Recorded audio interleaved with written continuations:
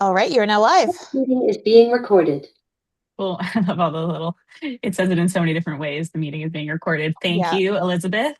Hi everyone. Thanks for coming. I will call this meeting to order at 4:08 p.m. As we start, the Halifax Regional Municipality is located in Mi'kma'ki, the ancestral and traditional lands of the Mi'kmaq people. The municipality acknowledges the peace and friendship treaties signed in this territory and recognizes that we are all treaty people. We also recognize that African Nova Scotians are a distinct people whose histories, legacies, and contributions have enriched the part of Mi'kma'ki known as Nova Scotia for over 400 years. We'll start today's meeting with a roll call and AV check. When I call your name, please make sure your video is working and your mic is working, and we'll go through it. First on the list is Councillor Trish Purdy, although I'm pretty sure is not here yet. So I'm just gonna skip over that for now. Councillor Laura White. Present. Thank Good you. afternoon. Thanks. Councillor Jean Saint-Amand. I am here. Thank afternoon. you. Afternoon. Kathy Stevenson. Here. Thank you. Where are we? Glenn Babcock. I am here as well. Thank you, Glenn. Anne Sinclair. Hi, everyone. I am here. Thanks, Anne. Jamil Sino, I don't see right now. And Oliver Keith, I don't see right now, but we will keep an eye out. Celine Vautour. Hello, bonjour. I am here. Thank you.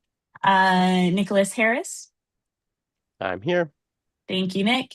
And Rochelle Manette, me.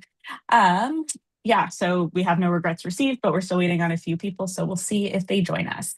I will now ask if there are any errors or omissions for the minutes of January 19th, 2026 meetings. If there are none, I would invite a member to move the following motion that the minutes of January 19th of the Accessibility Advisory Committee meeting be approved as presented. So moved.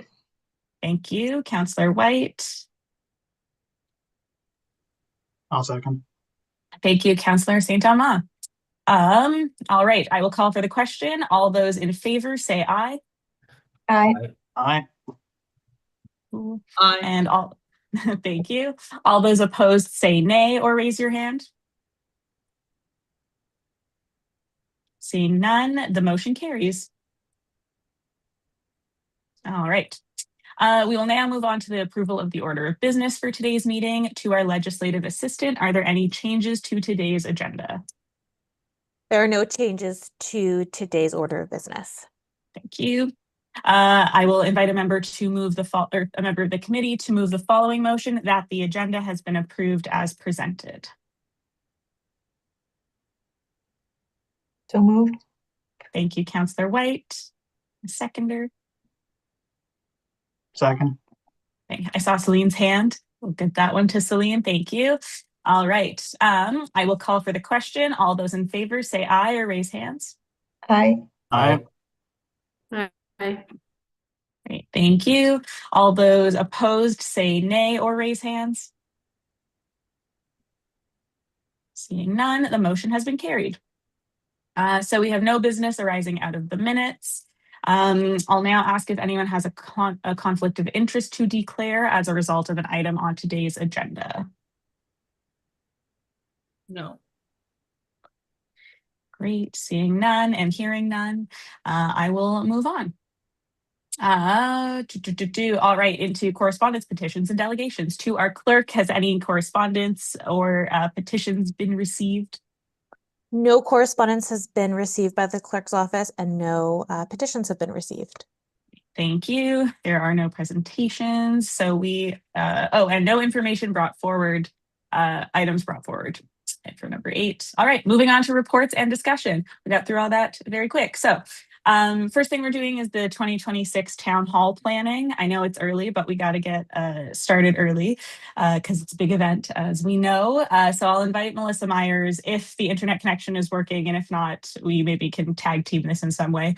But I'll invite Melissa Myers to speak to the 2026 Town Hall. The purpose of this discussion is to decide on a date for the event, and for committee members to identify what aspects of the event they would like to remain and what changes they would like to see from this previous year. Thank you, Chair. Can people hear me? Yeah. Yeah. Okay, I'm gonna leave my camera off just because of my connection. So as Rochelle had mentioned today, all we're looking at is when you folks would like to do the town hall for 2026. And more or less, do we want to have the same format as last year? It gives our little internal committee a chance to start to organize and work on the town hall.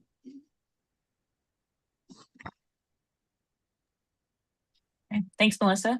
So I guess for this, we'll go through the speakers list, and I feel like it makes sense to go for the, well, but maybe the date has to do with what we like or don't like. So maybe we'll just go through the speakers list. If you have a date in mind or a thought on the date, and then anything that you thought was, that you would like to see for next year's town hall, or things you'd like to keep from last year. So first on the speaking list is Oliver Keith, but he is not here. So we will move on to Céline Vautour. Okay, hi. For me, as far as it goes for the date, I mean, this is kind of like my before or last attendance as a member of this committee. So I don't really feel that it's appropriate that I influence this date. But as far as it goes for like any input that I have that I would like to see, even when I'm no longer a member, I would just like to see more first voice involvement. Like, again, it was wonderful that we were able to have a provincial representative come in to the last town hall. But I also feel that it would be kind of cool to also invite an advocacy group, just like the Disability Rights Coalition, to kind of be present on site, especially like we had the booths, especially after. I'm still hinting it should happen also before the show, but that's me. But just having community members being like members of like citizens being able to even learn about what are advocacy groups within our community, as much as, because we put a lot of focus on like business units, and that is correct because it is an HRM event. I get it, but I would like to see kind of a better balance between the public and the HRM involvement. The other thing too, one thing that I've come away with, because I understood that last November we had catering, and what was the group that we had catering from? It was New Leaf. New Leaf, okay. So see, that idea was awesome. Like we commissioned for catering to happen. It supported a disability. Was it like disability owned? Yeah. So Yeah, that or disability run, at least, at the very least. Disability run. Okay. So see, that concept is beautiful. The thing is that I was like recommending a lot for like, what is it called? The Good Food Project. I think so. Yeah, sorry, and I forgive me, whoever is from that initiative, because there's a lot of good food this, food that I'm having a hard time catching up. That said, doesn't mean that they have less meaning to me. It's just I do feel that having them added kind of as kind of a booth exchange to talk about food insecurity within the HRM would be really cool, and also even to just have a table of even just kind of giving the concept, kind of like a mutual aid concept of here's this lot of food, here's a bag, take what you need. Because I think this is another thing that we're going to see more in the future of, care aid, or just more accessibility to food, without question. Because again, as we've mentioned in the past, for food insecurity in the HRM, this requires for you to disclose a lot about your personal identity in order to access food. Example, I could say that there are some religious organizations that do offer food hampers, etc. But if the person is coming from a marginalized community, especially from the LGBTQ community and stuff like that, it's like putting to question, how do you access food without putting yourself at risk with your identity? It can be really uncomfortable accessing food in that respect for that. I hope I'm making sense. Like, again, I warned you guys today, I will sound a bit tangent and I will lose my words a little. So that was one thing I saw.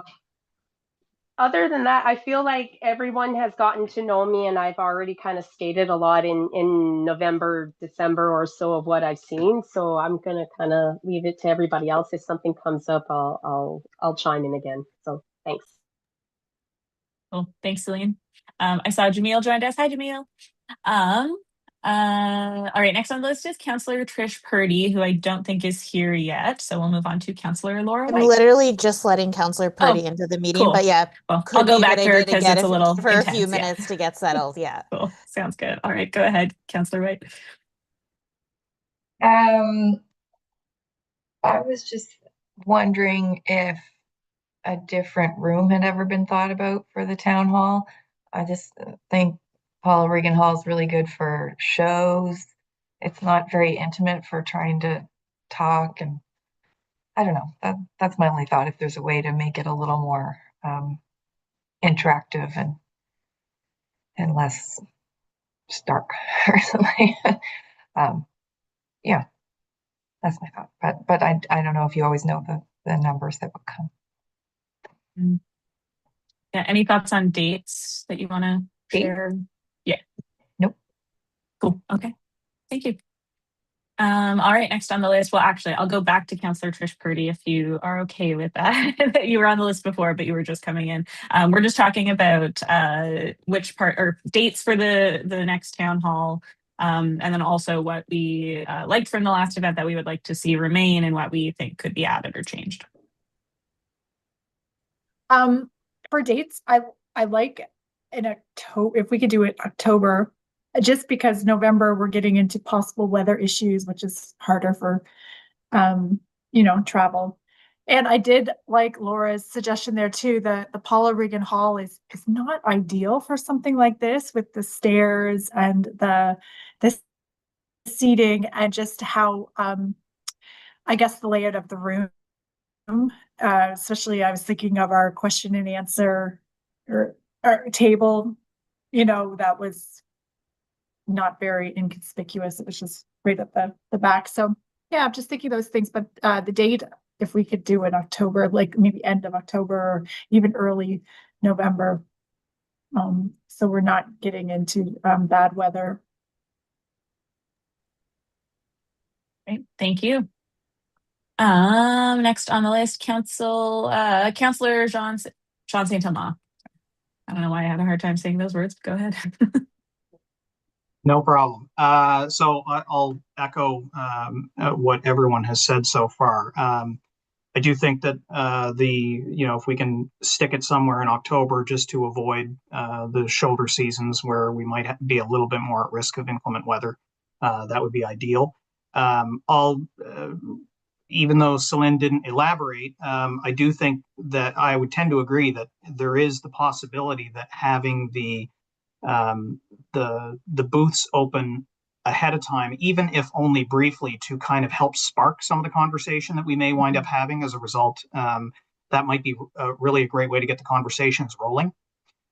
So I know that there are some logistical challenges that we may need to overcome as a result, but I think if the conversations bear more fruit because we've gotten everybody kind of excited about what they want to talk about, the questions that they have, et cetera, then it may be really worth the little bit of pain that we'll wind up going through in trying to make that adjustment. And then, yeah, I think the exploring what other options may be available for a venue, it would probably be worthwhile. I love the venue for its degree of accessibility and the fact that it's kind of home base for an awful lot of services that are delivered there at the library. But for our purposes, it feels like a bit of a mismatch. It's to what Councillor White said in particular, it feels kind of cold compared to what we would ultimately want to have as a really inviting event. I think it provides us with more than enough space, but whether or not there might be some other way that we might deliver that same programming, but in a slightly more one-on-one or a feel of one-on-one rather than the amphitheater kind of feeling that we wind up getting as a result of how that hall is set up. I think it's worth looking at.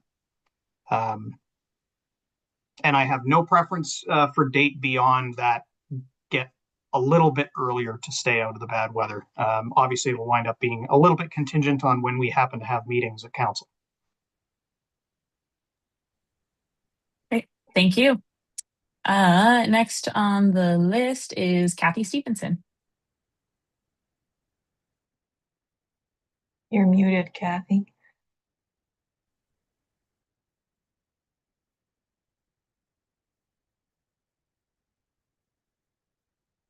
Sorry, I'm working at the same time here. I wasn't at the last town hall, but the month was a bit of an issue for me for other reasons, but also, again, November is always kind of a gamble here in Nova Scotia. So I would support changing it, moving it up. Thanks, Kathy. Next on the list is Glenn Babcock. Well, I also didn't make it there in person. I just got to watch the Q&A by video. So I can't really comment on the room. I have no problem with moving it from November to October. I think we even talked about the possibility of October last year, and then it didn't work out for some reason. Regardless of when it's held, I'll probably have the same issues that I had last November, which is living out in Porters Lake as I do. There is such limited transportation that it's very difficult and time consuming to get there in person. Frankly, it would not be any easier for me if it was, say, a weekend afternoon. I just wanted to toss that idea out there. I realize that the city staff that come to participate may not like the idea of coming in on a Saturday afternoon, but I was just wondering if you might get more people if you had it on a weekend afternoon instead of having it in the evening. It's a great point. I'm gonna write that one down for myself. Thanks, Glenn. Sorry, I don't know if I cut you off. That's it for me. Cool, thank you. All right, next on the list is Anne Sinclair. Hi, yes, thank you. Yeah, I agree with people's comments on the date.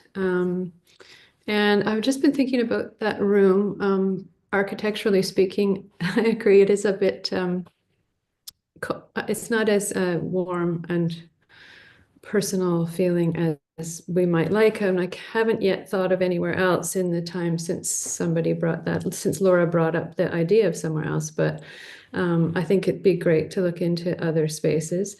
It is centrally located for a lot of people. It's on transit, so there are all those criteria that it does meet.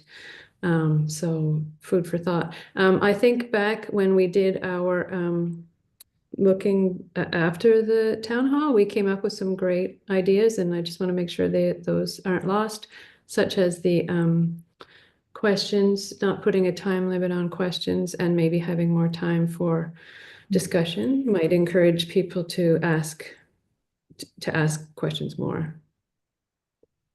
And other than that, I just think back to our list that I think we had some great ideas back in when we rehashed it, and I can't remember what they are. We have them written down somewhere, so they exist. Yeah, cool. Thank you, Anne. All right, next on the list is Jamil Sino. Hey everyone, sorry, I'm also working on the side.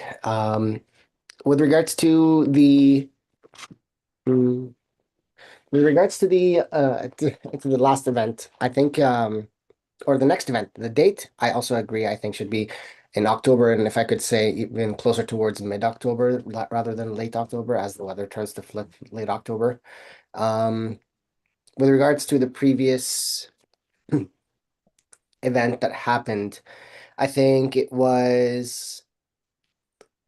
felt very, very shocking the way that it ended. Like it was very instant because it almost felt like there was no, by the time every department took the time to introduce itself. Then we allocated only 3 minutes for a question and an answer to occur. We were interrupting conversation and important dialogue a lot. And I think that it should not be the goal of the next event that we host. Quite honestly, I think this should be an event where the community engages with the business units rather than it being, we took about half an hour of introductions, had about 45 minutes to maybe do a couple of questions, and then an hour for PR at the end of it when you lose most people, right? Like everybody was there to interact with the business units because they have things that they need answered, right? And I felt like that was a missed opportunity this time around. I think the location was somewhat inaccessible, as accessible as they tried to make it. Accessibility is never really built into like these places. So specifically, people who require mobility aids have to go a longer and like secluded route in order to get to the seating area that's accessible. And typically, if that happens to be the case where it's like they're already halfway through an event, people will just turn away instead of doing all of that stuff. So it's like we're not really leaving room for people to sort of like enter into this. Now I know the question is, so where do we go, right? Like what's the next step is, where do we go from here?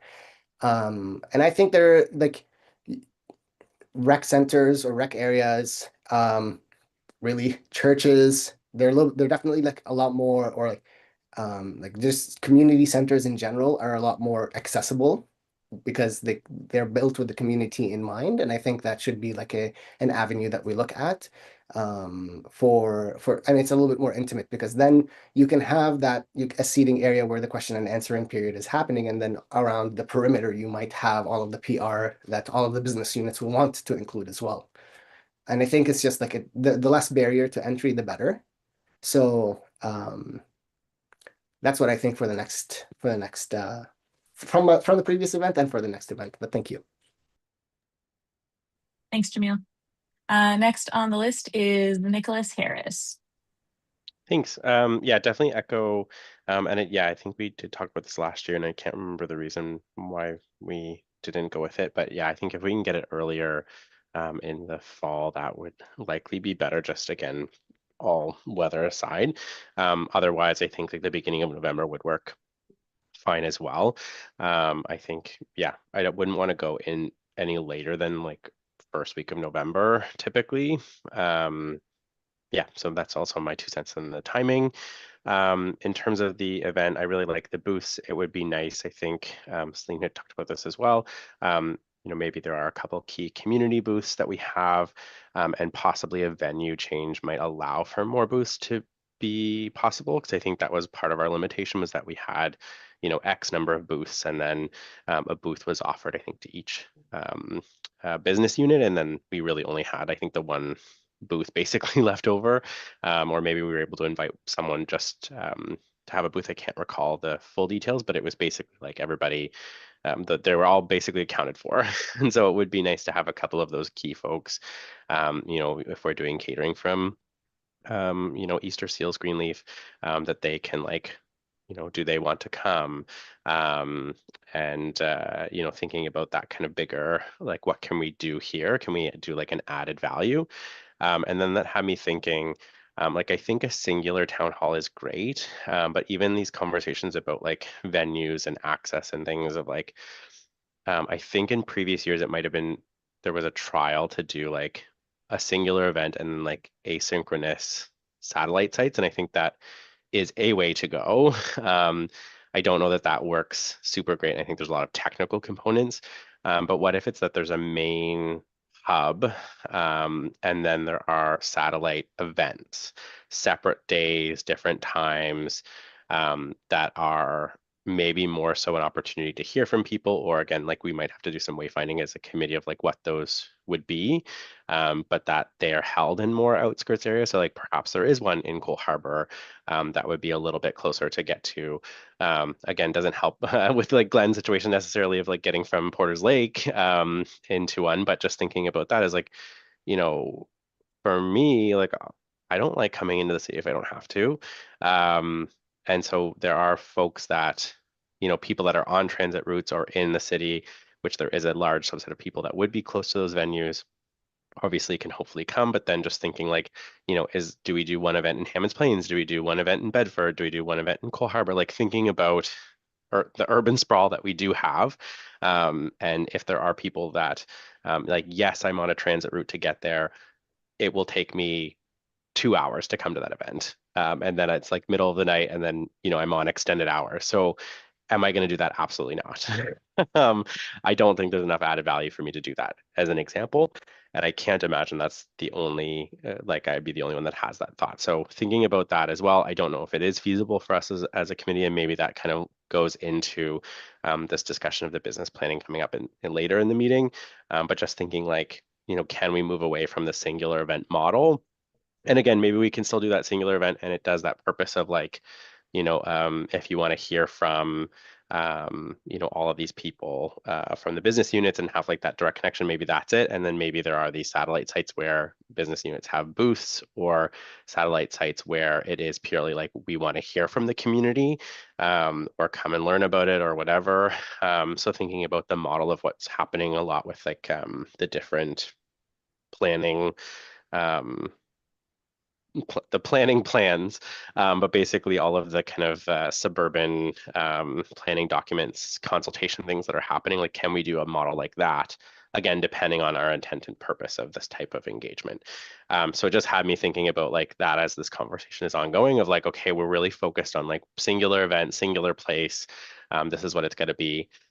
We want people, but then there's also like the feedback of like, we want more time, we want to hear from people, we want there to be space. And so I'm just thinking like maybe that is purely like this big thing plus, you know, 1 or 2 satellite sites maybe, or even just 1 satellite site and see how it goes and continue to expand to obviously not do too much at once, you know, given, you know, potential capacity. But then if we don't have the business units dedicated to coming to all of those satellite sites, it might offer us the flexibility, because I know there's a lot of planning that has to go into the big event. So again, just thinking about that. And then, yeah, I don't know. I think those are kind of my main initial thoughts anyway. Otherwise, I liked the overall structure. Obviously, there are fine-tuned things that need to happen. Maybe more questions from the room and less questions from online, depending on like the ratio of people to questions, where we got through most of those online questions, but had a lot of in-person ones we couldn't get to. So yeah, I think Melissa has her hand up as well. I don't know if that's related to something I said, Melissa. Go ahead, Melissa.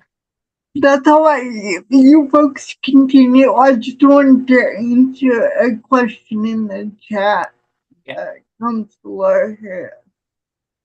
So the budget, I'm hoping it's still at 10,000.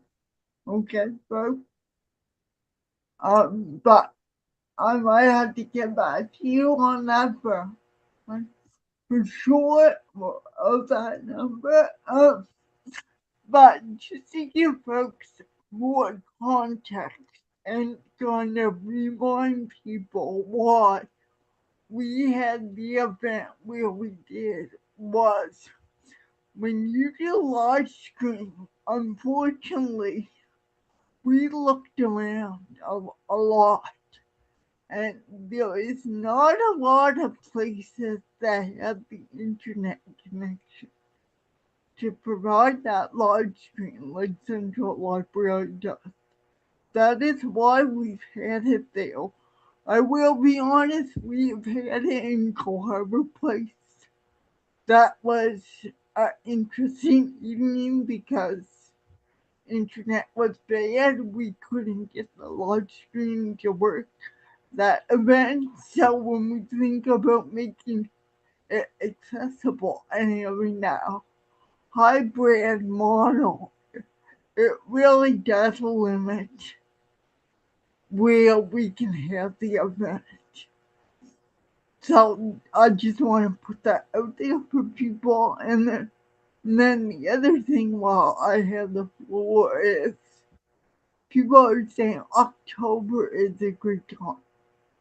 That's awesome. Do we are we thinking maybe the third week, the last week of October? I'm really gonna push you folks tonight to have the actual date in mind. So thanks, Drew. Thank you, Melissa. And yeah, maybe when we go back around, we can like, it's my turn to say stuff. So I'll do my little thing and then I'll go to you, Celine, because you will be next on the list again. Because I will go back through or actually just ask if anyone wants to say anything else. But we will get an actual date or like a series of dates for you, Melissa. So thanks for reminding me of that. I agree with it being in October. I think like in the past we've tried to make it earlier, thinking summer. I think summer is maybe like not enough time from right now to get things going. But if like, for the 2027 plan, if we're like, oh, it would be nice to have it in like a warmer season, then like that's something we can sort of look at maybe closer to the next town hall even.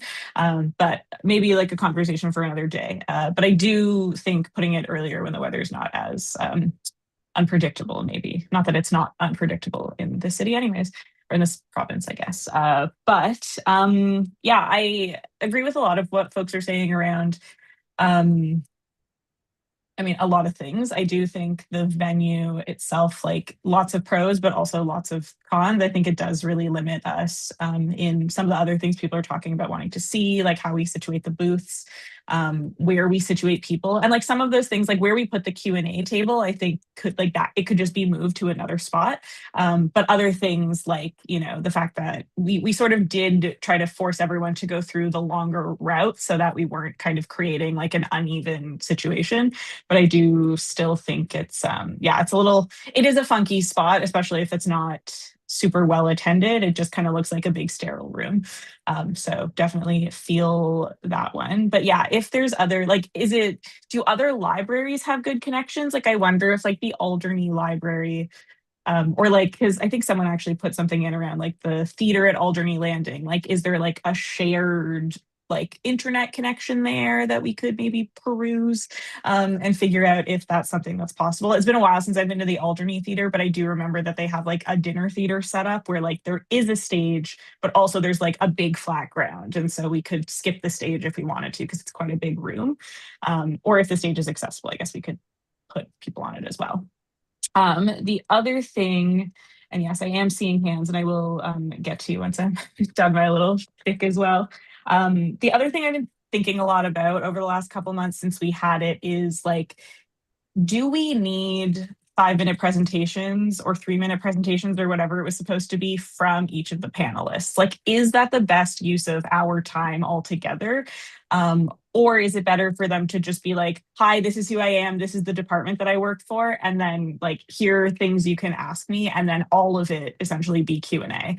Because I think then it's more participant driven. And like some of the updates this year were pretty disappointing because like it's supposed to be the updates they have re-accessibility. And I don't think many of them had super good updates. And really, I think they needed to be asked questions that challenged them on some of the updates that they had. And I think those were a lot more useful. Like, I think we got a lot more information as a whole when people asked questions over when they were sort of like presenting their case.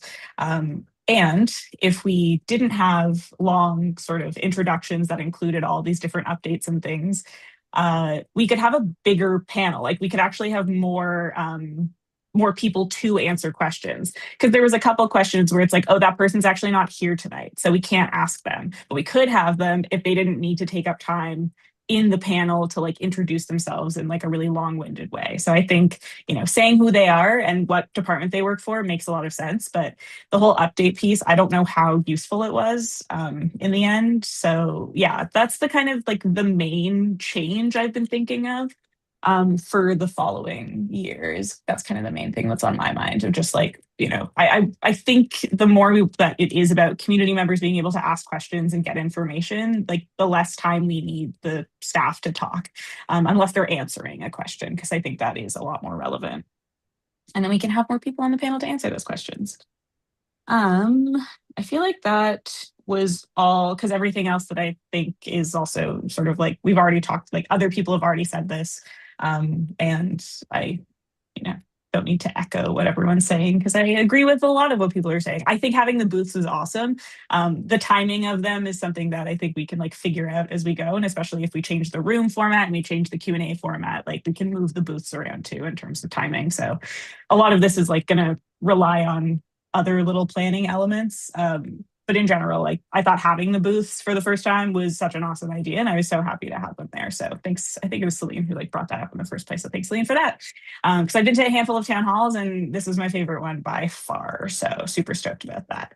I have to fastly credit. I have to credit Melissa too. We were both talking yes, about that is true. So I don't want to Yeah. take all of me. It's getting the province in with that, but Yeah. yes, no, Melissa. It was Melissa's dream too. So I just want to Cool. make sure. Yeah, that's true. Thanks for noting that, and thank you, Melissa, for also making that happen. So, yay. That's all I have to say. I'm going to go to the hands that are up. So if you have another piece to add or another thing to say, just like throw your hand up and I'll go in order of who's on the screen. So Celine, you can start. Okay. Hi. Thank you. So the one thing, and I totally agree with you guys, like looking at another venue, I appreciate what Melissa's saying about internet connection, and also too, because the library is already built and ready on it, like a preset to be able to live stream. They have their cameras, they have the equipment, it's already there. It is incredibly hard to move away from that.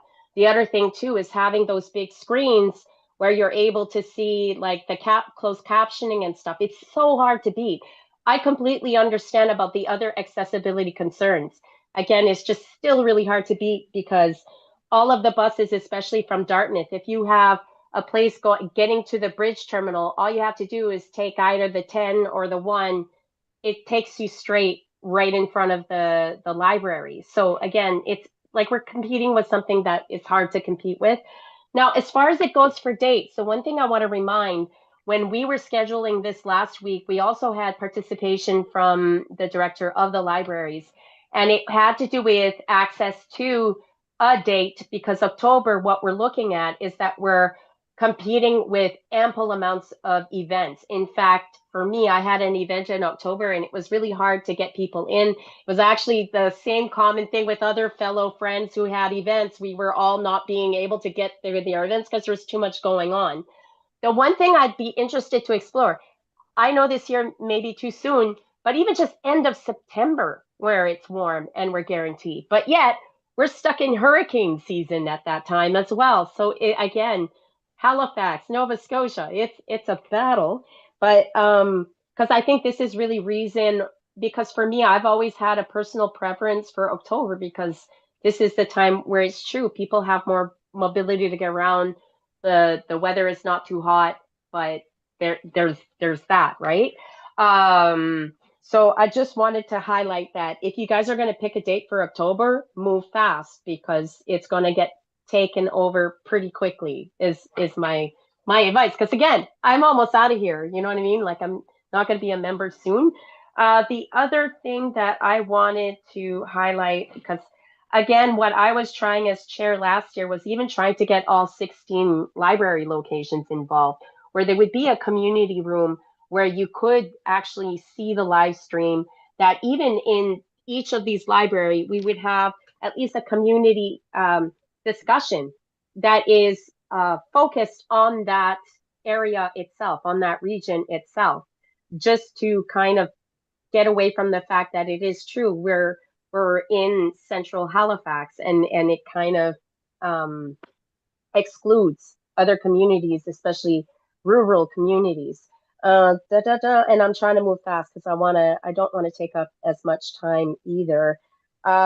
And also too, like again, another debate too about having booths before, especially if it's on a weeknight. A lot of people that are downtown or close quarters or going to school, etc., they get to come in, have a little bit of say, because again, it's a very long night. By the time you get to be able to have the event finished and being able to go and speak to other people, a lot of people do have commitments to get home right away, especially parents, etc. So there's that also to kind of keep in mind. The idea of Dartmouth is great, but I got to tell you, the buses are hard. I like the mention of for Citadel. I've been in there too. I can see what you mean about that, but I find there's not enough connecting buses like to get to that particular location transit wise. it's not that ideal.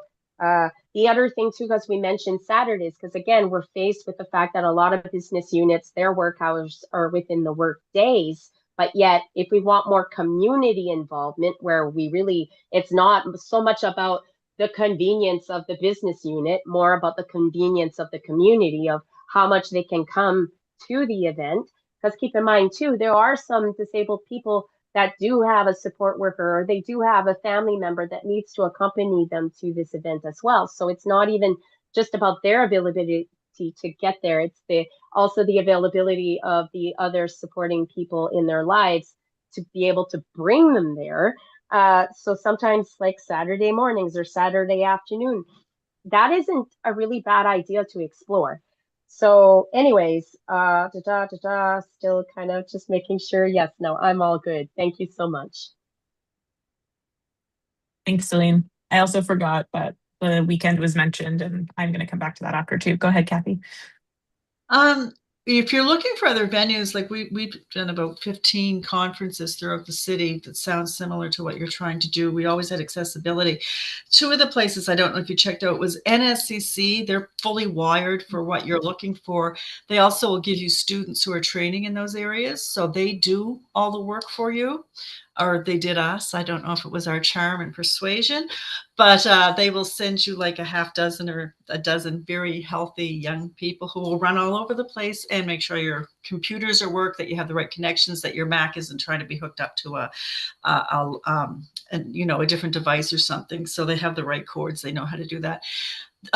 Also, there is also Shearwater base. Don't know what they're like now, but we did hold a huge conference out there previously. They are more remote. However, there are buses taking you to all of those places throughout the day. There's also the possibility of a shuttle bus, which we have arranged, which wasn't as complicated as that may sound. If you have people meeting in a central area and the shuttle bus do one shift around the city and then one shift back. We were out of the city doing this. The thing about weekends is the bus service and now the ferry service is reduced, and we did actually we held an event in Bedford, and some poor soul who didn't know any better tried to get from the hotel in Dartmouth Crossing to Bedford, and 3 hours later strolled in crying. So it was not even possible to do that. They missed everything. And once they were in the transit system, they were completely stuck. They didn't know their way around the city, and the buses simply didn't bus properly. So they just couldn't do it. And that happens a lot. I live outside the city in Eastern Passage. My husband has been completely abandoned down miles from my home, a mile from my home. The bus just simply pulled over and said, yeah, we're going to cancel the route at night in a snowstorm. And one woman was laden with bags. There's no phone around. And so we drove her, but anyway, don't get me started on the bus system. I mean, she had to get in a car with a complete stranger or be stuck at night in a snowstorm with arms full of bags. So I don't trust the buses at all. So that's why I prefer shuttle buses. At least then I know exactly who to go to when I have a problem, and they have to hopefully listen to me. But yeah, no, I think NSCC is worth exploring anyway. Exploring, yes. So just my 2 cents. Thanks, Kathy. I do see in the comments about like an issue with an NSCC auditorium in terms of accessibility. I feel like if we have options for rooms, like maybe we don't even need to use an auditorium. Like, could we just use a big old classroom, like a really big classroom? I was just in one recently, and I feel like it was actually big enough for a lot to happen, and it was pretty accessible to get in and out of. It was on IFME campus, I think. I was at a training this weekend. Yeah, the one out in Dartmouth there, is that the Ivan? Yeah, sure. There's 2 I've been in, absolutely zero problems with accessibility at all. We have several blind people, and we have several people in wheelchairs, and out of all the complaints, mostly involving our food, we didn't get any problems from that. People didn't seem to be holding back when they weren't happy. So some of the campuses anyway are fully accessible.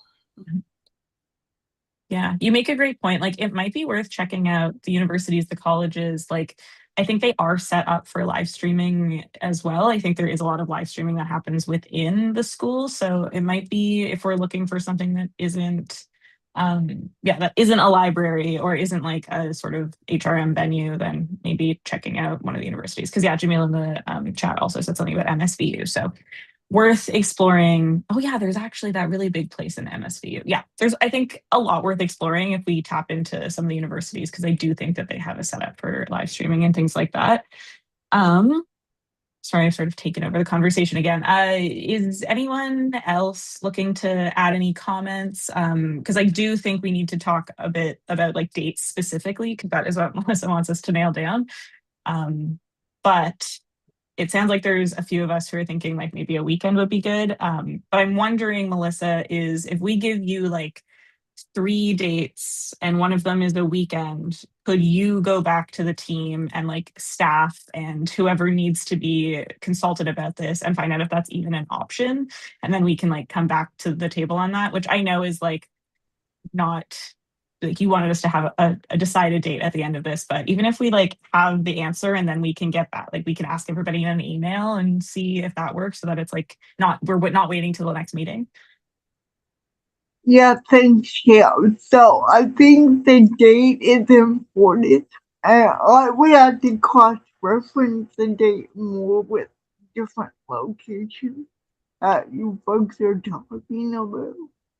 So, not so much for the committee, I don't think. Elizabeth and I would take that back to the committee, but like, I think it's good to have dates so we can start to contact venues to see if they even have space available. Cool. So if we choose like 3 date possibilities and one of them is a weekend, is that something you can use to like contact these different venues and just see what's available for like those days? I mean, again, we've never done it on a weekend before, so I don't know how well that will go over in the long run. I'm not saying we don't try it. It's just I don't have an idea of how that would go over with staff. That's all. Yeah. Super fair. Yeah, I guess if like maybe in this interim while you're checking out venues and like if we have a couple dates, maybe that is also something you can just throw by the staff and see if they're open to doing a weekend. Because I do agree, like having like a Sunday afternoon kind of thing, like it just brings a lot more, or like a different group of people out who we might have been missing all this time if they can't do evenings. And it's light outside. It's nice. So okay, so based on, I saw some things in the chat. I'm going to try to like organize us a little bit. But if somebody is looking to speak, just like turn on your mics and start speaking while I do this. Because I don't want to miss anybody while I'm trying to find dates that have been thrown into the chat so far, but I will write them down and then I will, okay, let's see. Although I did say that I saw that somebody was not great on a Wednesday.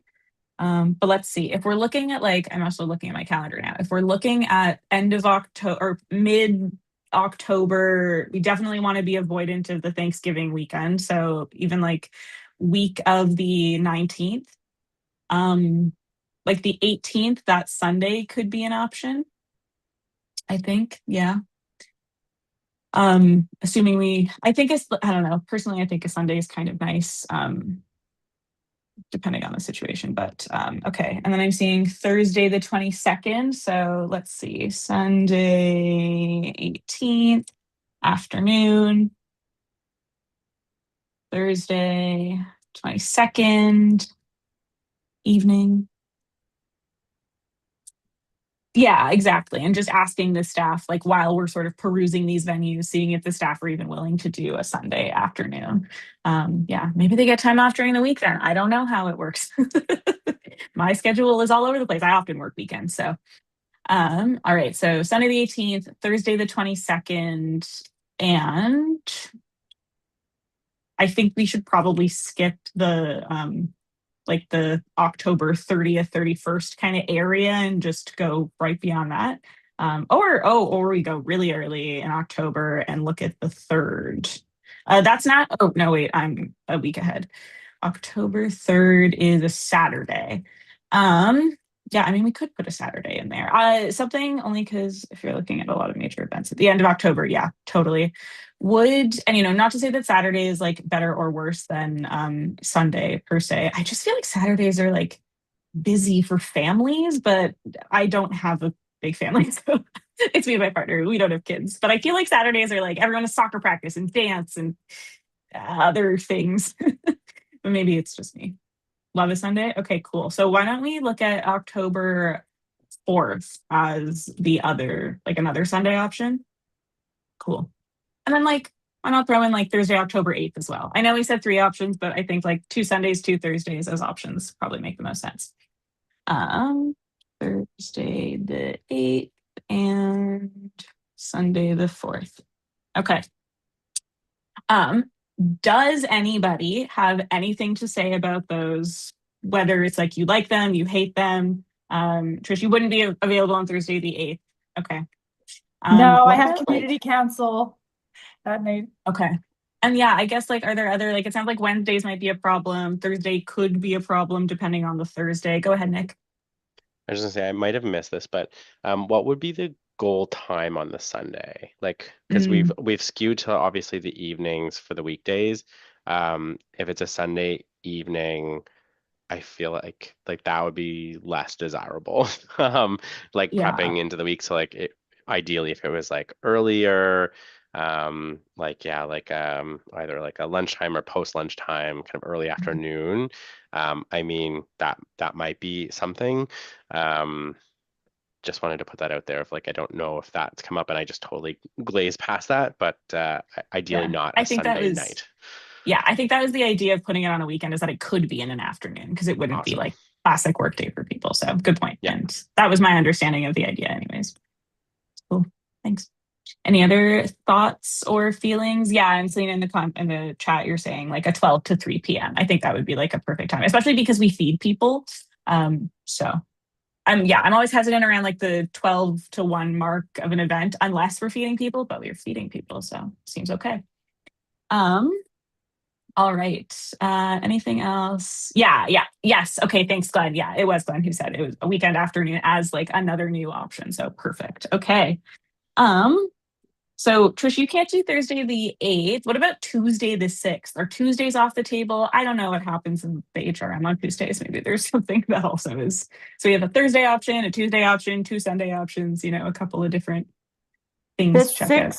The 6th would work on my calendar. We don't have regional council that day. Normally we do on Tuesdays, but that day it's open. So it could be an option. I don't know the other 2 counselors there. Yep.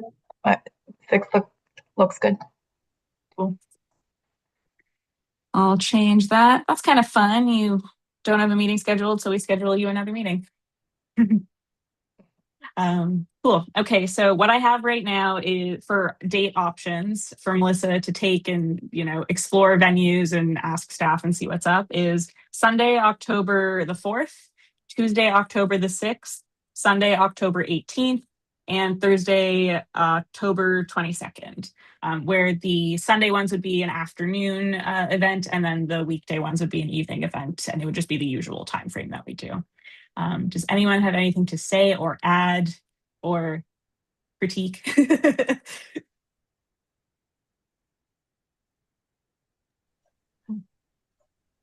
Go ahead, Celine.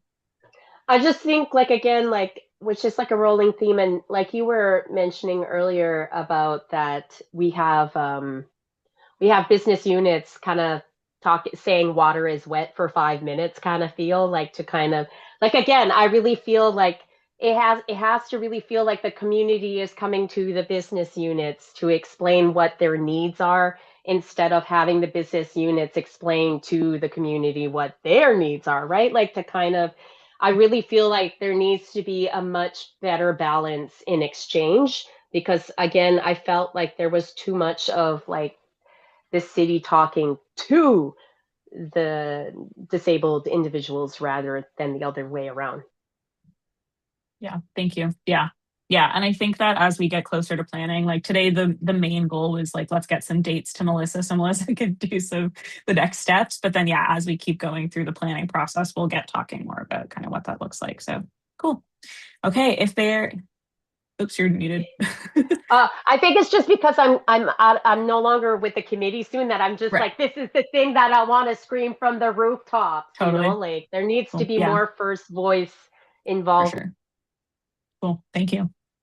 Okay, well, if there's nothing else for this one, I think we'll move on to item 9.1.2. Which so I'm going to invite Catherine Peck from the Landscape Architect to deliver a presentation. I think I saw Catherine come in, so yeah. Catherine was in the meeting. I'm just Yes, going I to think I promote was. you, Catherine, to co-host so you can share your slides. Yes, and while that's happening, reminder that we'll see this presentation and then we'll go through the speakers list and ask questions about it. So go ahead, Catherine. Hello, everyone. So my name is Catherine Peck. I am a landscape architect. I work with design and asset management in public works. I believe I've met most of you before, either in my capacity now. I used to work with transportation planning, and in my previous life, I was a consultant here in the city with one of the planning firms. So I'm here to talk briefly about Argyle Street. I have a very short presentation that I will share with you if I can figure out how to share my screen, because I don't use Zoom very often. Just give me 1 second.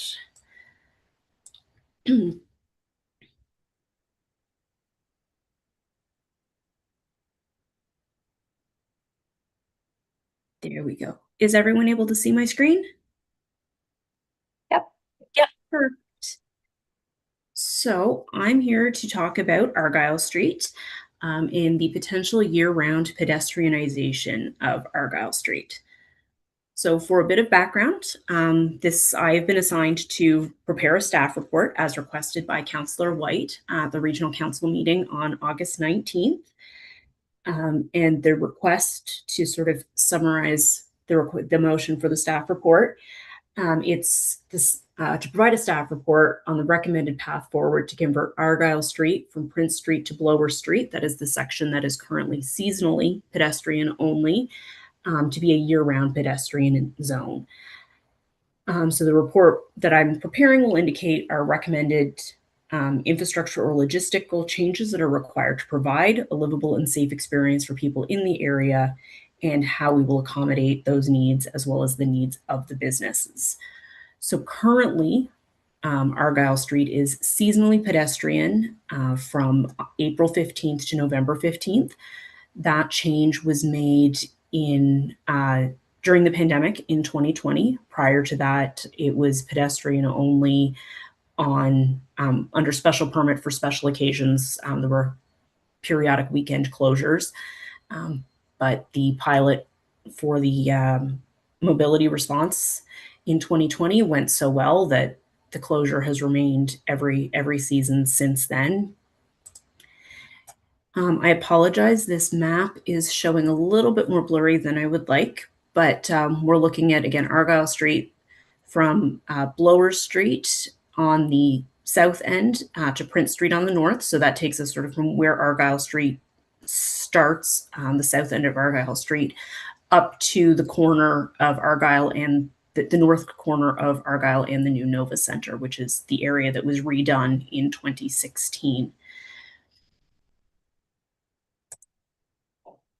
And the proposal is, as I've stated, to permanently close Argyle Street to vehicular traffic. So it would become a pedestrian-only space.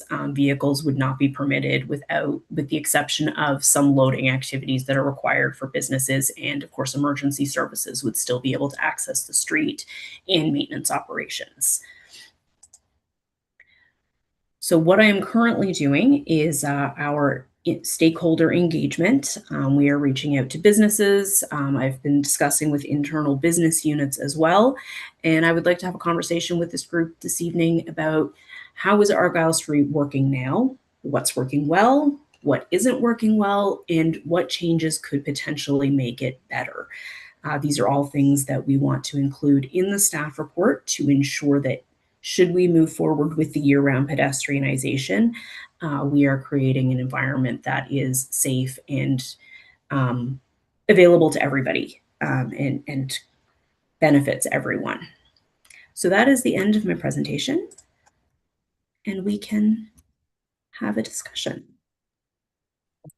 Thank you. That was by far one of the shortest presentations you've ever had, which is great because we want to talk, I think. I mean, there's for this one especially, there's not a lot for me to present because Argyle Street functions as a pedestrian-only street for, 8 out of 12 months already.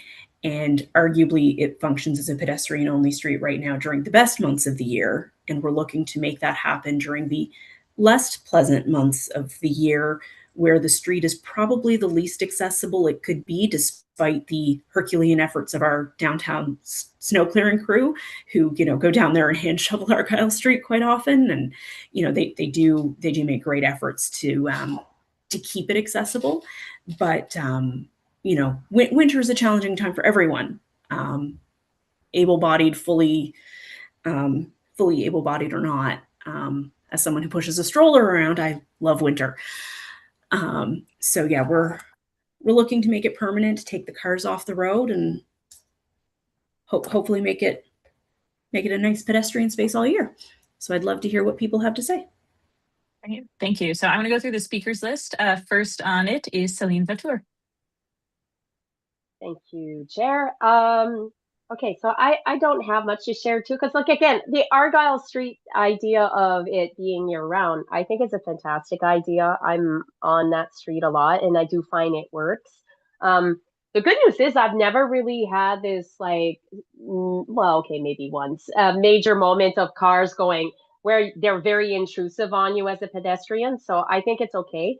The one thing to highlight though, to really kind of make it very pedestrian safe, I feel like there's not enough of a crossing that is very pronounced for the cars that are going down is it Sackville, going down Sackville?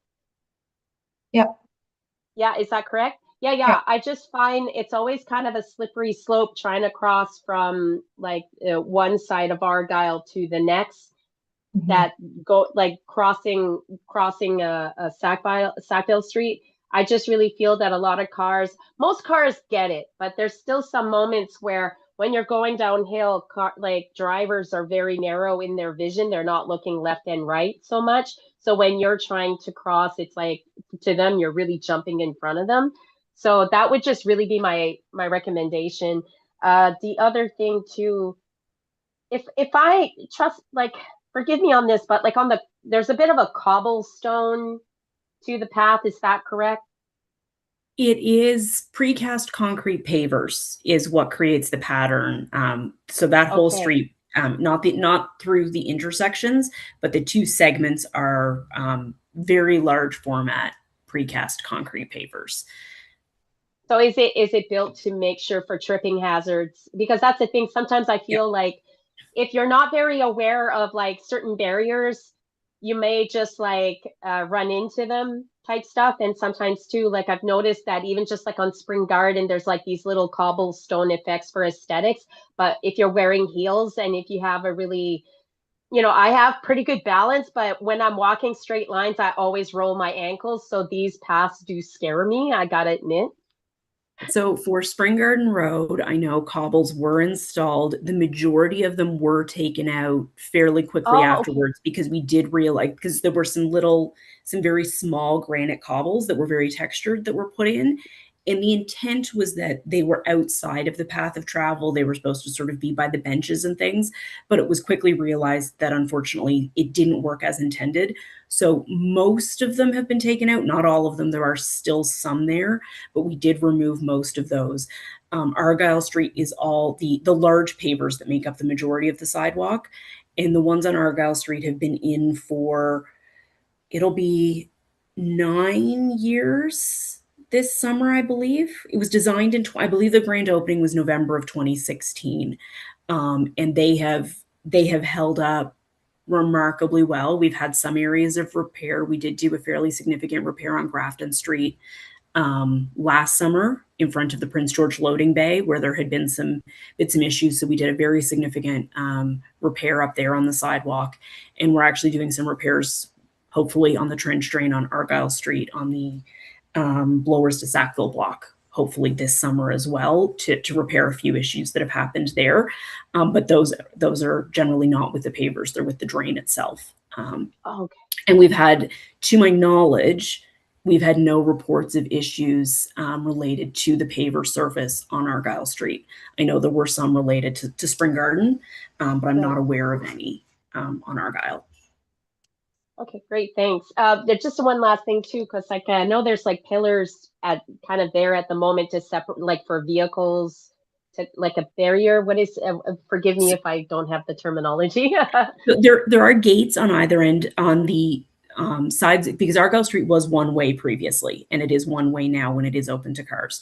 So at the intersection, so the north intersection of Argyle and Sackville, and then the intersection of I'm terrible with street names, of Prince Street and Argyle Street. There are gates that prevent that show that the street is closed. They have signs and there are gates, and we modified the signs, or the gates, sorry, a couple of years ago on the advice of, I don't know if it was this committee or some separate advocacy groups, to make them more cane detectable. So the gates go closer to the ground now. The gates would remain closed year round. So the gates would stay as is. At this point in time, there's no plan to change the gates, because we do need to be able to open and close them to allow emergency vehicles through, winter operations, maintenance vehicles. So we do need something operational. We can't put up big bollards or anything, as much as that would be nice. We can't, because while it'll be pedestrian, we do need to get some vehicles through. But that would remain, and they would just be closed all the time. Sure. Just last one too, because of what we're mentioning here. They're painted black, are they? Because like I find like visually, if somebody has a visual impairment, like if they're black, they very much fade with the concrete. Is kind of, if somebody else can kind of share more about that, I just kind of feel. They are, just give me 1 second. I know they are black, but I believe they are black. The signs are white reflective. So there's a large white reflective sign on them saying Pitt Street closed with a red do not enter. And then the bottom of the gate that's closest to the ground has reflective tape on it. Okay. But yeah, they are black. But the street in this case is also a lighter color. It's not asphalt. It is gray. So it's not high contrast, but there is contrast between the two. Okay, awesome. Thank you. Thank you so much. Thanks, Celine. Next up is Councillor Trish Purdy. I guess the only feedback I would have is it's nice to have the pedestrian only street in the summer. So I'm looking forward to the report. And I guess the only concern, of course, is business loading and garbage removal and all that stuff. So, which I'm sure your report will. Yeah, the survey for the businesses was distributed by the Business Commission today, and we're leveraging their access because they don't share their contact list with us, and they have a complete contact list of all the businesses on the street. So that's the best way for us to ensure that we're getting with all the businesses. So that survey launched today. So hopefully we'll get some good information. But my understanding is the request is something that the business district has been asking for. They would like it. It would enable their patios can already be year round, but the feeling is that the pedestrianization would enhance the patio usage through the shoulder seasons as well. Yeah, for sure. Thanks. Thank you. Next on the list is Councillor Laura White. Thank you. I think I'll just keep listening. Yeah, DHBC was keen to see this happen, so I brought it forward. And I really liked the comment about crossing Sackville. Yeah, the streets are a little bit offset, and it's always a little bit weird. Where should I cross here? So if there was some sort of paint or something that would bring that together. Yeah, I was actually on the consulting team that worked on the design. So I've Okay. been involved in Argyle Street from all sides now.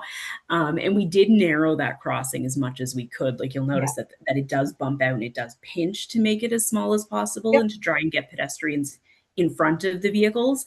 But that is something we can note. I know we are limited in what we can do with painting our crosswalks because of I believe there are regulations in the traffic standards that say, you know, what crosswalks can look like and what types of markings we can do. But we may be able to, there may be something we can do to make those a little bit more visible as it is a touristy area. Okay. Not everyone's familiar. And then the other thing, just will you be looking into retractable bollards? At this time, I don't believe we will be able to look at any additional infrastructure. As I know you are aware, there are a lot of budgetary constraints right now. And as much as we would love retractable bollards, they do come with a very large price tag.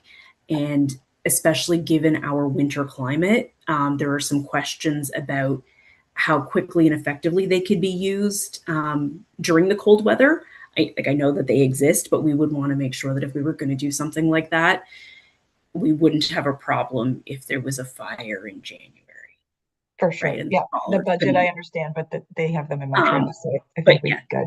But yeah. Yeah, the biggest thing right now is unfortunately, we're looking to do this without spending more dollars because we know there's a lot of things in the city right now that need our dollars. Yeah. And unless there are significant problems with the infrastructure as it exists currently, other than changing the signage, we're hoping to not have to do anything.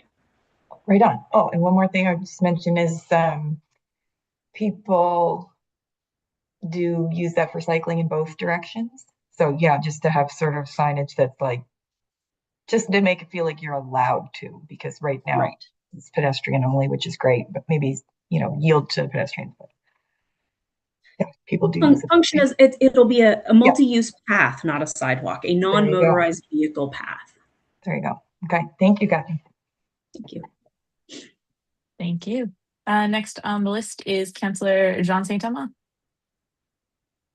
The only question that I had specifically was whether or not with the survey going out, whether or not staff is also being included in, if not the main survey, some subsidiary survey to ensure that their feedback is in some way encapsulated in what is brought in.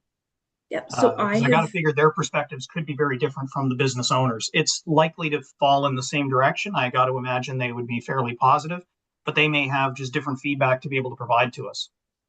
Yep. So actually back in December, prior to starting the survey with the businesses, I did reach out to our internal business units to get feedback from them, primarily emergency services and winter operations, because those were the two groups that I felt if there were going to be any red flags or showstoppers, those would be the ones to raise them. As of now, I've had no concerns raised, but I have engaged with all of our internal business units, and I've been discussing with them and have their feedback, and that will be included in the report as well. Well, I'm not thinking about our business units. I'm you thinking mean sorry, themselves and their staff. Oh, apologies. You know, like I got to figure like servers that work in these environments may have entirely different stories to tell about what their experience has been in the restaurants along that stretch. So the owners will certainly have a particular perspective, but their staff will probably have some valuable information to be able to share with us as well. And you know, that would increase the volume of feedback that we wind up getting as a result, even if it's on different questions. So there are two separate surveys that are going out. There is one directly to the business owners, and then there will be a survey that is available publicly on the Engage Halifax website. And I'm working with corporate communications to do some targeted social media advertising around that survey, just to get that out. And I say targeted because again, we're trying to target the people who live on the street and frequent Argyle Street.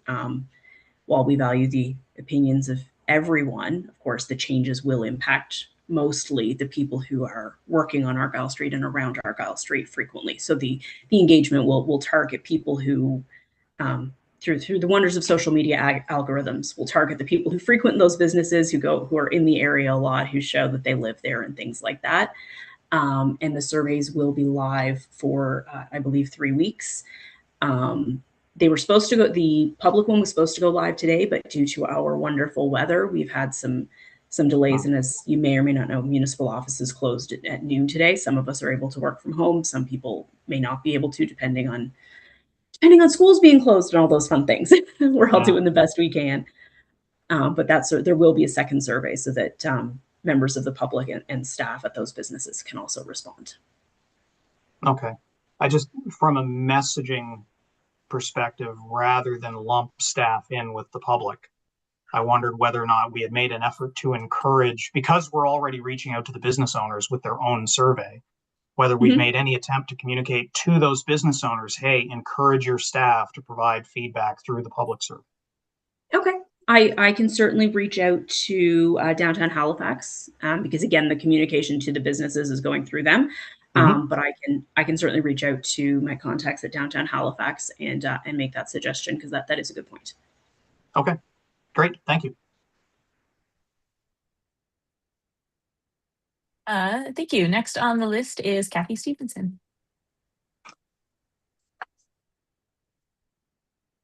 I haven't set foot in that area in years and plan to keep it that way. So I will leave this in the hands of those who are affected by it. My husband walks it every day though. So it is so lovely in the summer. I mean, I'm biased because I worked on it, but it is just really lovely.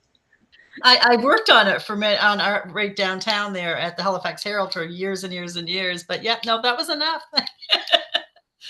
Little congested. Thanks, Kathy. Next up is Glenn Babcock. Well, I would say 98% of the time that I'm in downtown Halifax, I'm walking. I will say, as a visually impaired person, I've never personally experienced any accessibility issues on Argyle Street as a pedestrian walkway. So I would be all in favor of making it year-round. I will say, from my role with the Active Transportation Committee, anytime you can completely separate pedestrians from cars is a good thing. And I was going to ask a question about bikes and scooters, that sort of thing, but that's already been answered now. And yes, I'm sure it is very beautiful in the summer, and I think if we keep the cars off of it, the local businesses, will find ways to make it beautiful in the winter too, especially around Christmas. So I'm all in favor of it. Thanks, Glenn.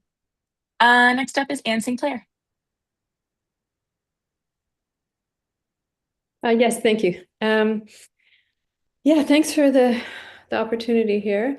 So when this was brought up a number of months ago, I saw quite a bit of comments on social media from various advocacy groups about issues with Argyle Street the way it is now.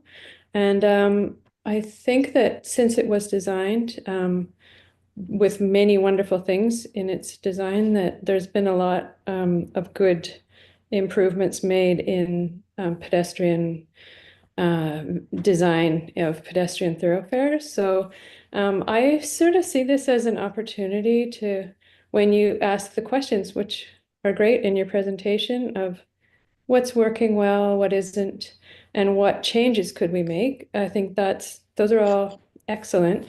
But now I'm a little concerned because you've said there isn't any funding.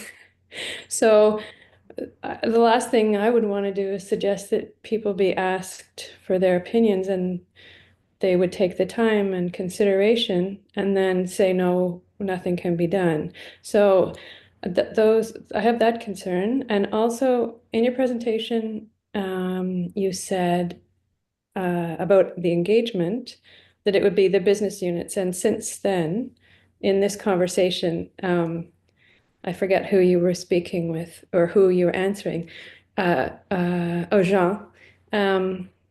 that there's going to be more than that, more than to the businesses.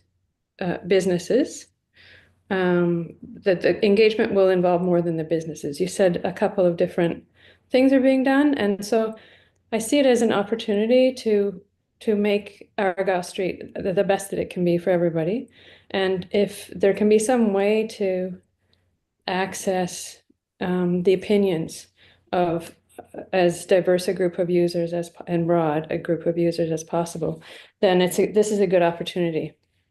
So two things. One, can we take it to a broader, should we have a community consultation as this accessibility committee, like thinking about our work plan? One of the things that we are tasked with is community consultation. And maybe it's not just the town hall, maybe it's things like this. But is there any sense in doing that if nothing can be done?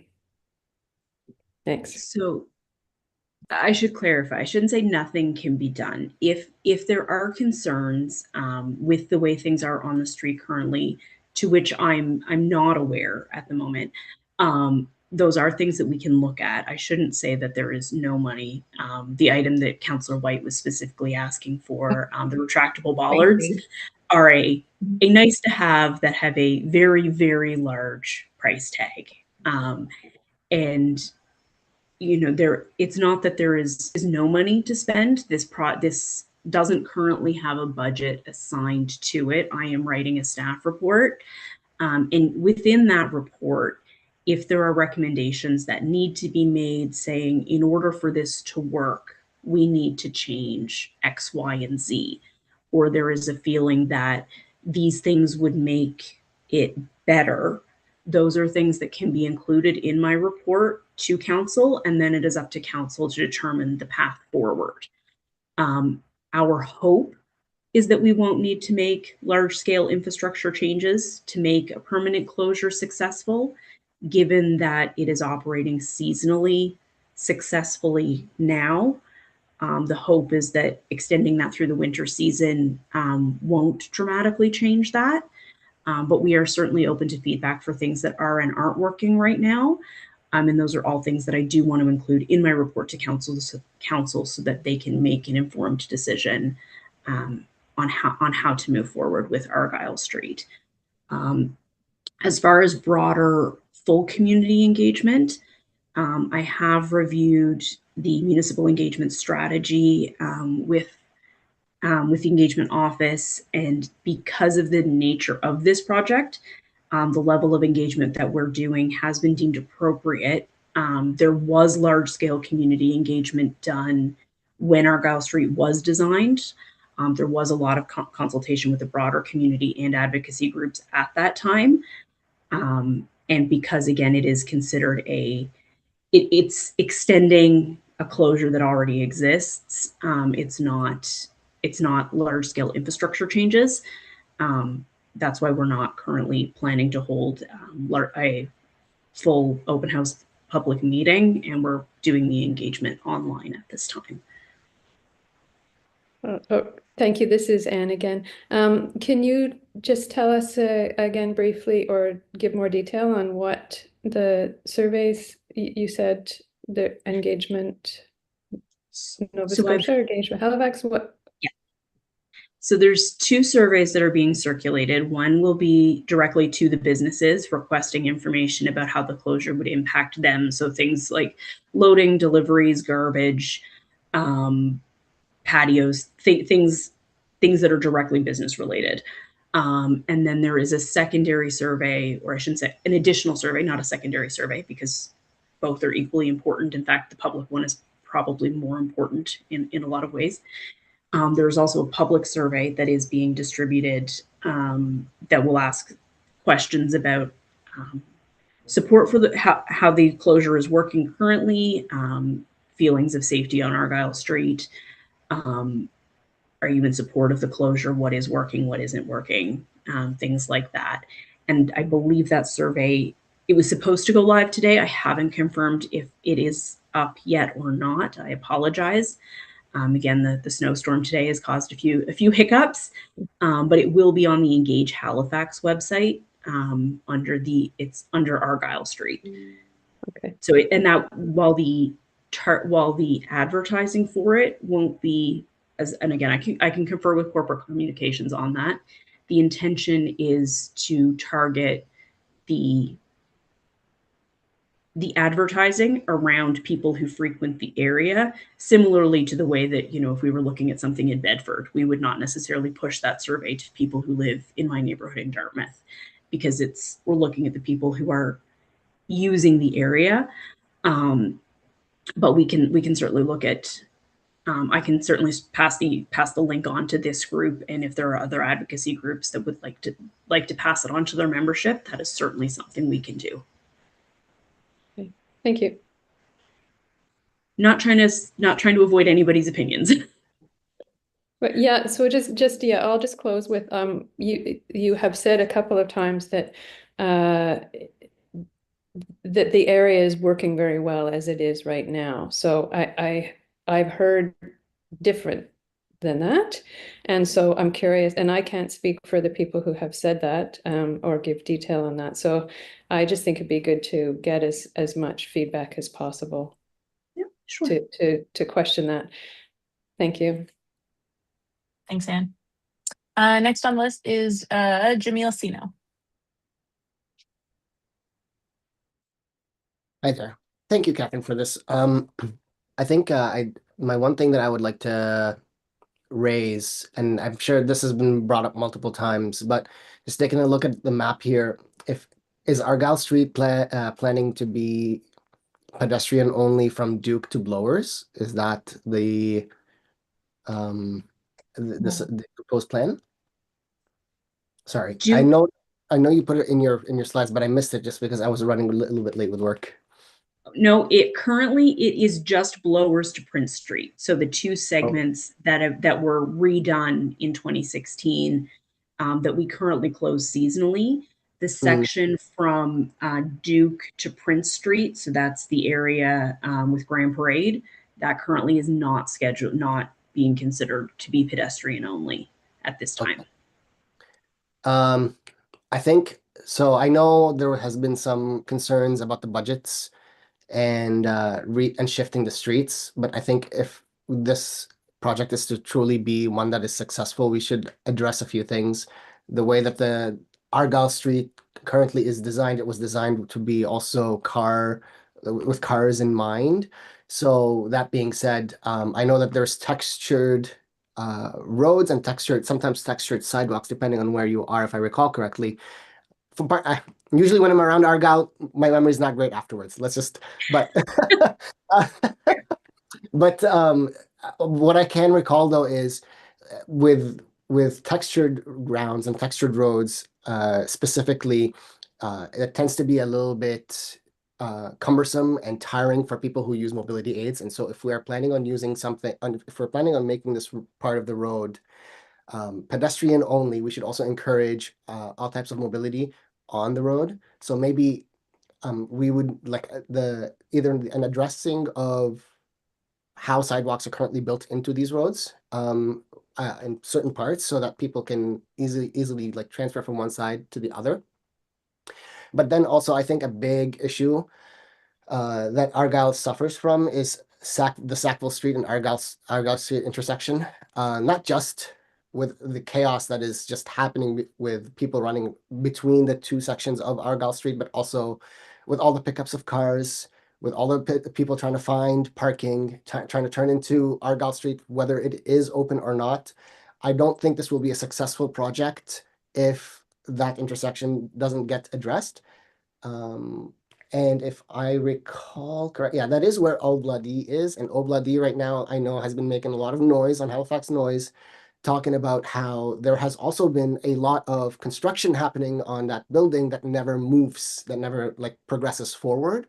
And so if this is going to be a successful project as well, I think that needs to be addressed. So there has to be a few things, because this is now pedestrian safety as well. And we don't want to, I know it's like, we should try and take things in small chunks and try to make things progressively better. But if we are looking at a project and there's going to be a rework of the project, I think the major pain points should also be addressed. And I think there should really be some pushback on this current political climate, is what I'm going to say, with budget cuts, because if budget cuts need to happen, which I will leave it where I need to leave it with my tone, but I think these are things that we should be prioritizing in our new budget then, because this is what will be benefiting the community. Now, I'm not even going to be I don't live in downtown Halifax or close to, the area, but I still access it. And I know that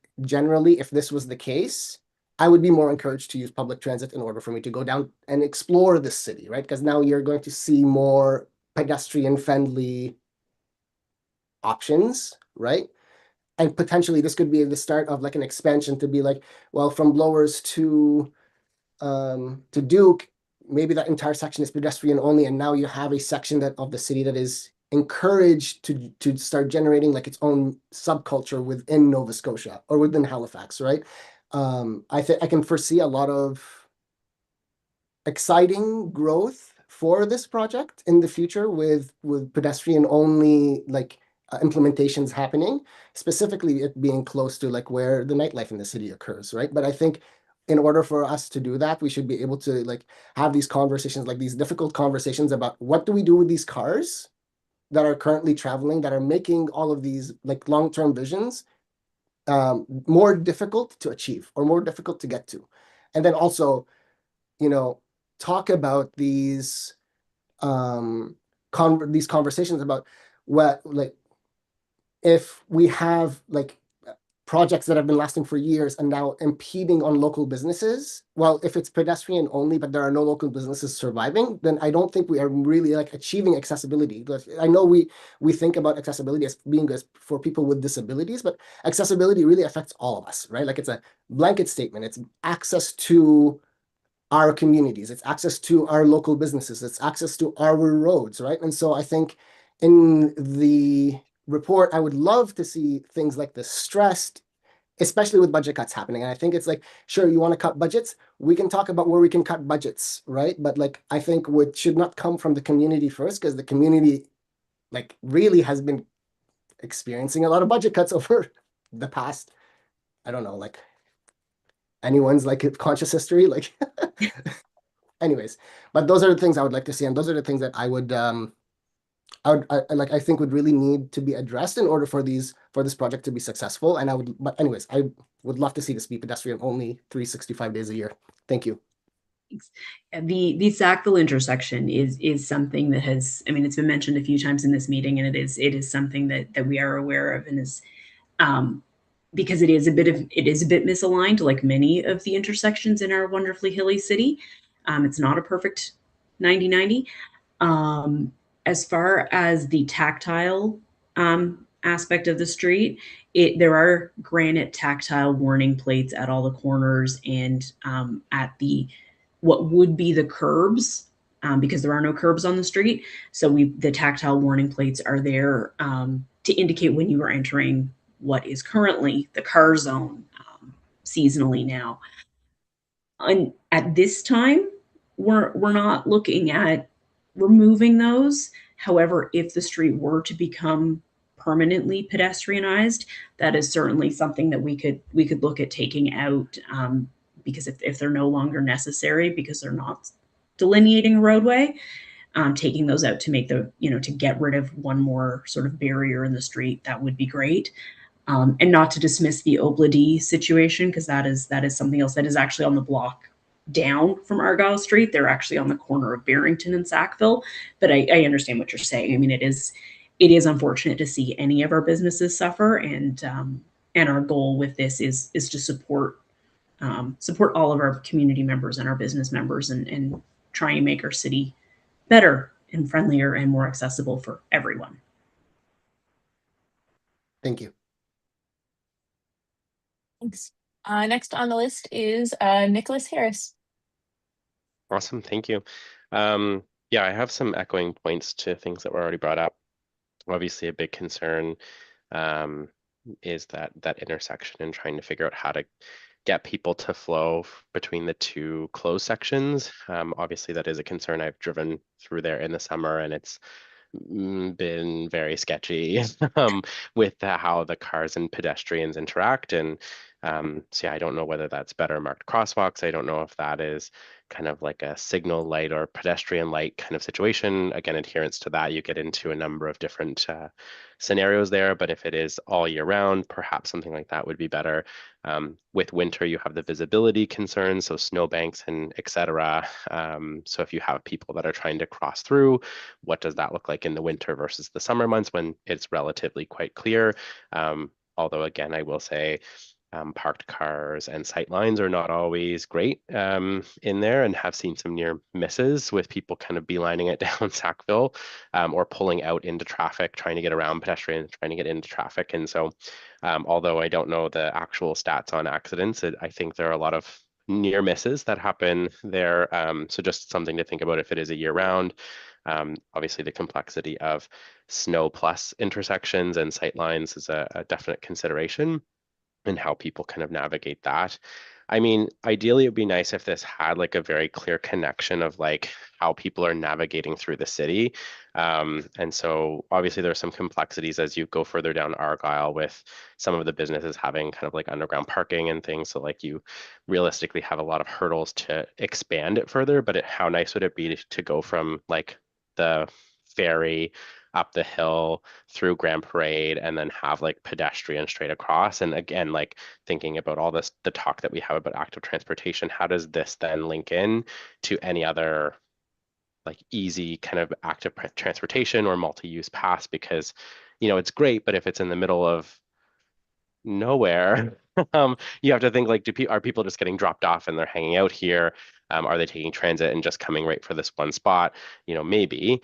But then like, you know, I don't know that there is technically any actual like multi-use path or active transportation that kind of leads in that like sense of like how are people navigating through the city, or what are like the wayfind points. So maybe that's part of it too, is like, is there some signage to like help people wayfind from the ferry up to through Grand Parade and across or something like that.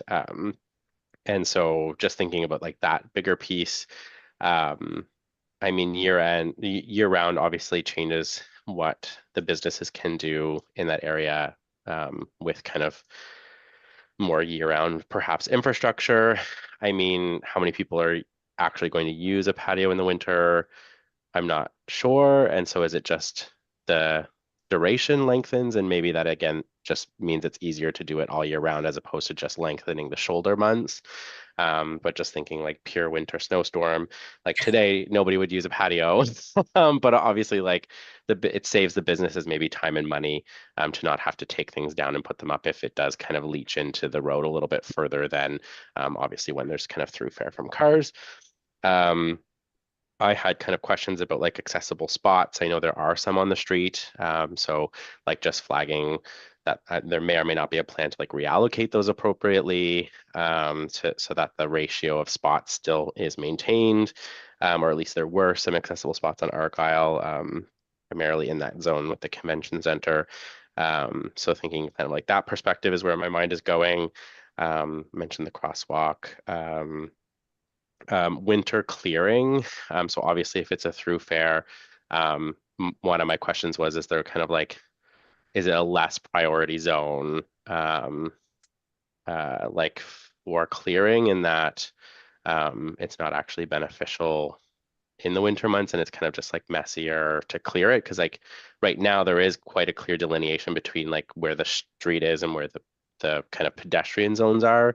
And so it's not like something can like straight clear like one singular path, and maybe it's that it then becomes there's like one path in the middle. So but there's like street lights and the bollards that are there, and then there's planters, and there's like a lot of things that, I mean, I don't know how it's cleared now, and so maybe it's just like, you know, it's a moot point, but just like I'm thinking about how does it get cleared, and does it then end up deprioritized?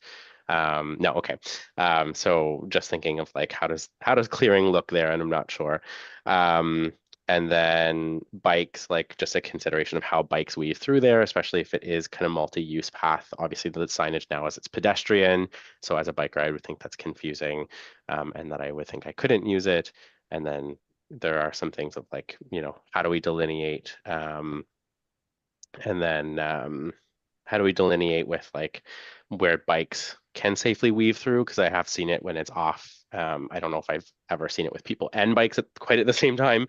But if there's like big hordes of people, I think it can get a little congested as to like, I think some of the multi-use paths I've seen are kind of like a, two-way kind of setup, a little bit more so. Whether people actually adhere to that is usually not the case.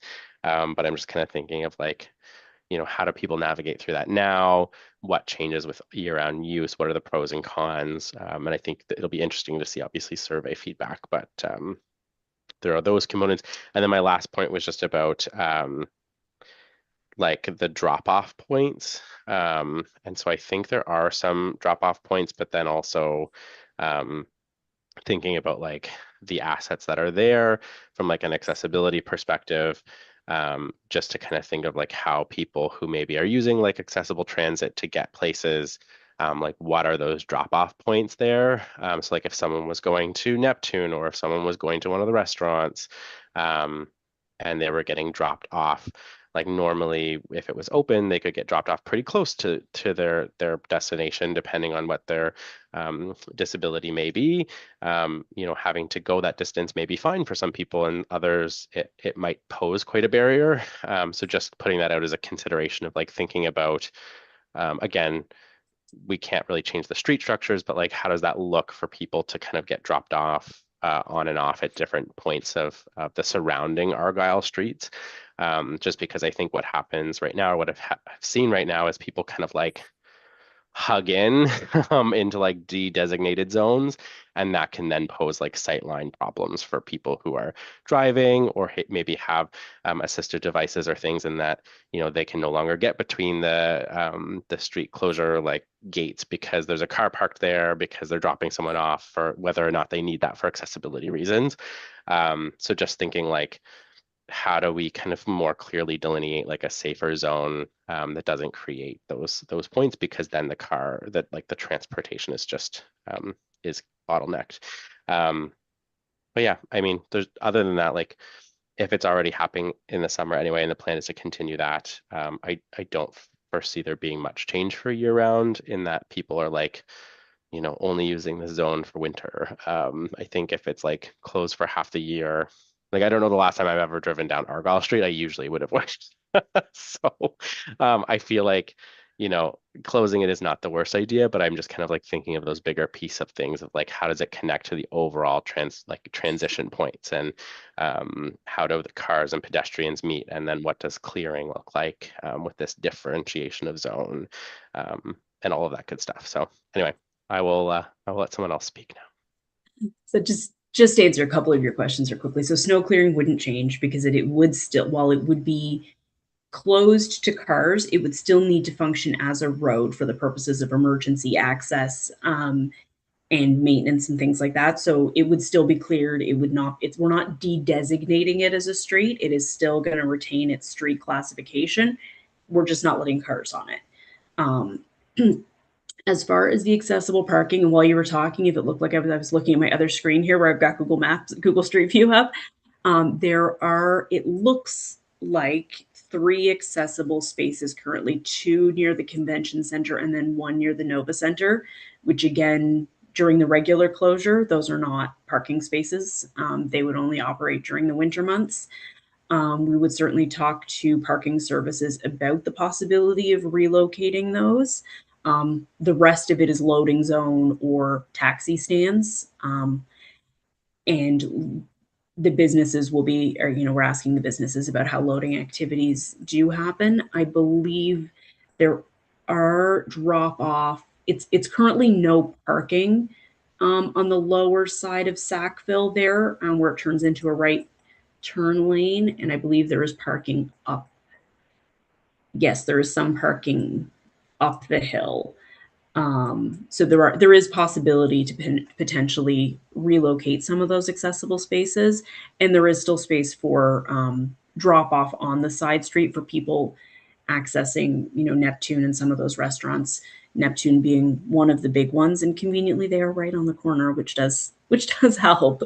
But yeah, that is something that we are aware of, and that we are looking at as how to address that. Cool. Thank you. It's my turn now. Yeah, I feel like lots of people have made really good points. In terms of that Sackville intersection, and this isn't like, you don't have to answer this question right now, but it might be a question to ask someone else.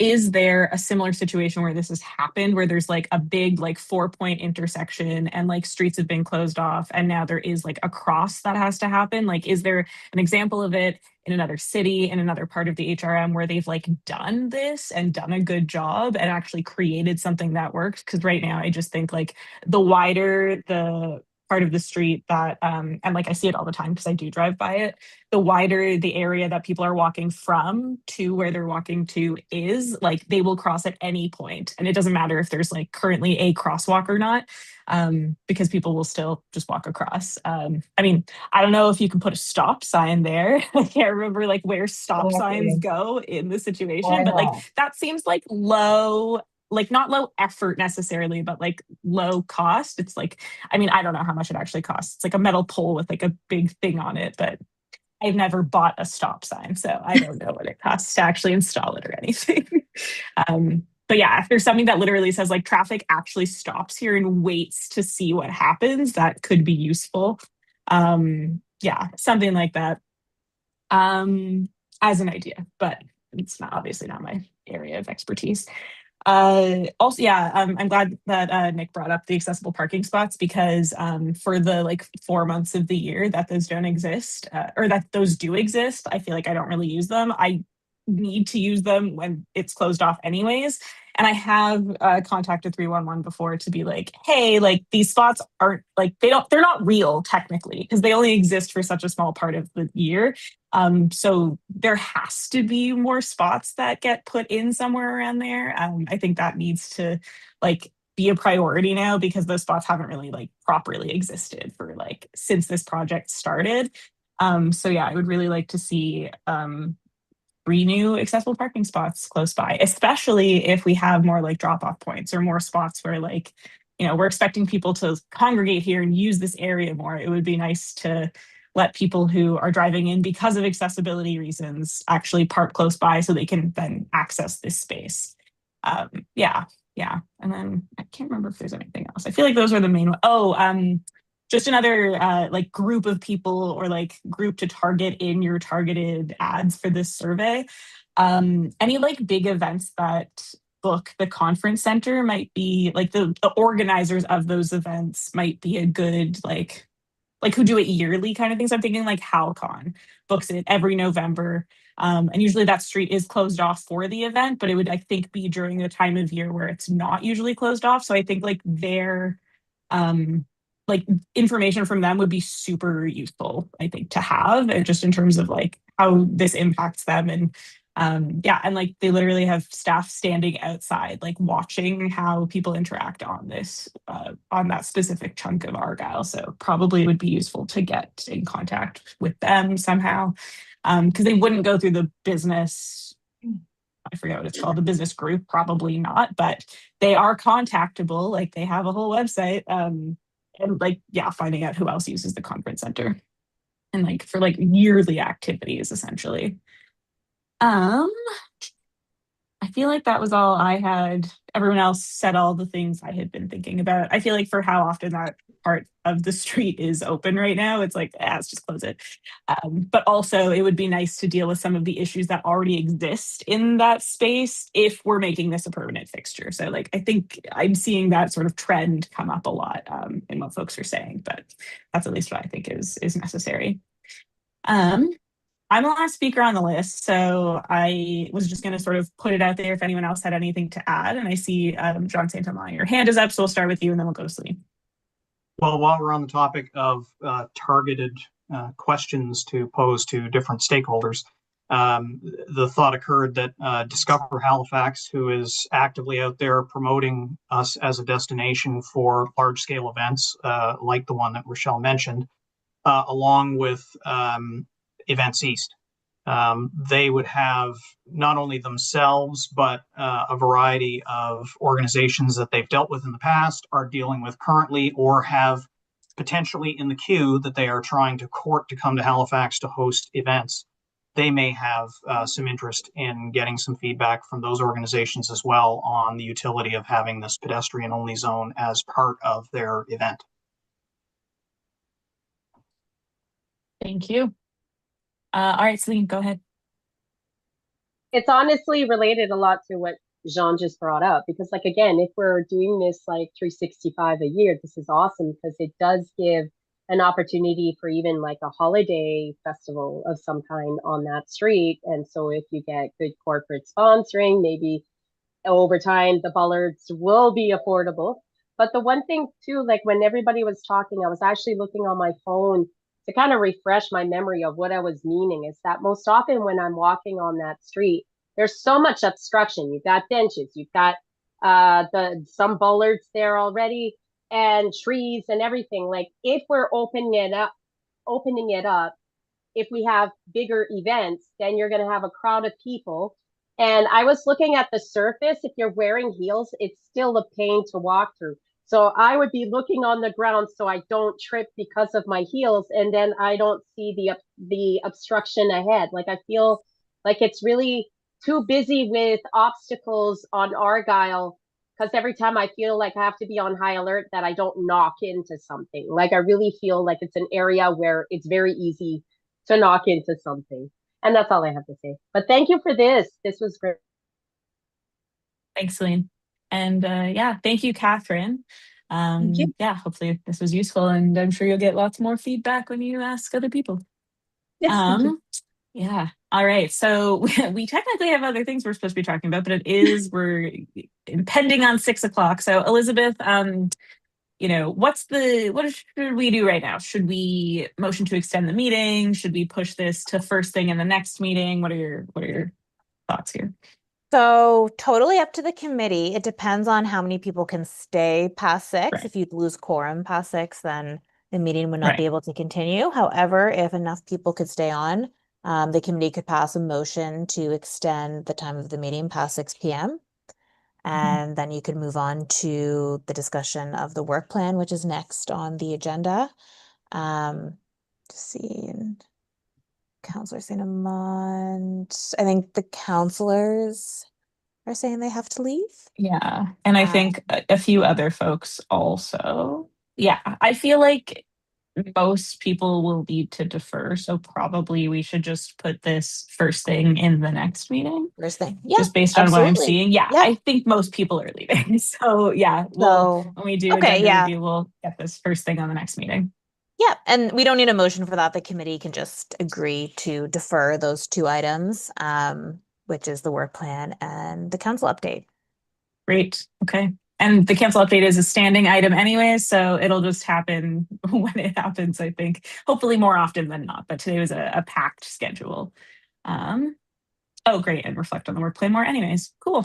Okay. Well, thank you, Elizabeth. And with that being said, that's all we're going to do for today because it is 6 p.m. So I will need so our next meeting is March 23rd. And I will need a motion to adjourn this meeting. So moved. Thank you, Jean St. Amand. Meeting adjourned. Thanks, everybody. Oh, yeah. Go ahead, Kathy. Or was that Thank a you. seconder? Yeah. Cool. Awesome. Thanks, everyone. Thanks, Thank everyone. you. Have a good Thank you. night.